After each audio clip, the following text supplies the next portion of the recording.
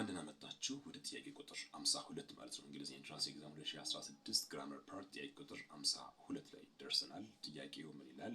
We are going to use this room dash a kitchen for the time being ይላል። ስለ አስና ላይክ ነው እዚህ ጋር በዋናን ይጠይቅ ነው። A in B as C for D like ይላል። እስኪ 10 ሰከንድ ወሰዱና ዲሳይድ አድርጉ እስኪ መልሳችሁ።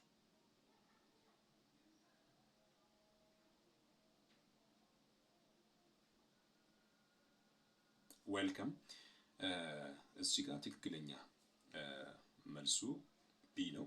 ሶስቱ ዲስትራክተሮች ናቸው ኤ ሲ ዲ እዚህ ጋር መልስ ሊሆኑ አይችሉም። ራይት ስለዚህ ትክክለኛ መልሱ አስ ይሆናል ማለት ነው። ለምን ቢባል ኢን ፎር እና ላይክ ለዚህ ፐርፐዝ አለ የምንጠቀምባቸው ራይት ለዚህ ፐርፐዝ አለ የምንጠቀምባቸው ሶሪ እዚህ ጋር ያው ሪዝኑን በሌላ ነው እንትን የተደረገው ትክክለኛ የተጠቀምንበት አስ የተጠቀምንበት ምክንያት እዚህ ጋር እንደምታዩት ኪችን የምትለዋ ስም ናት ኦኬ ናውን ናት ስለዚህ ከናውን ጋር እዚህ ጋር ትክክለኛ እንትን ባይሆንም ከናውን ጋር የምንጠቀመው አንደኛ አስ ነው ኦኬ ሁለተኛ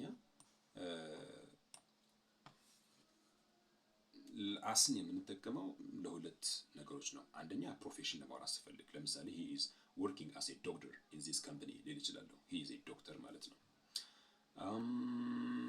ሲሚላሪቲ ለማመልከት ደግሞ በምንጠቀምበት ሰዓት እንጠቀመዋለን አስን ማለት ነው ምሳሌ I will do the job as you told me ልክ እንደነገርከኝ አድርጌ እሰራዋለሁ ሊል ይችላል ወይም ደግሞ ልክ እንደዚህ አይነት ጥያቄ just we will use the whole we use the class as a whole today እንደ አዳራሽ አድርገን እንጠቀመው ነው እንደዚህ አድርገን እንሰራ ነው ምናምን ያው ቀጥታ በአማርኛው እንደ ማለት ነው አስ እንጠቀማለን ማለት ነው Thank you so much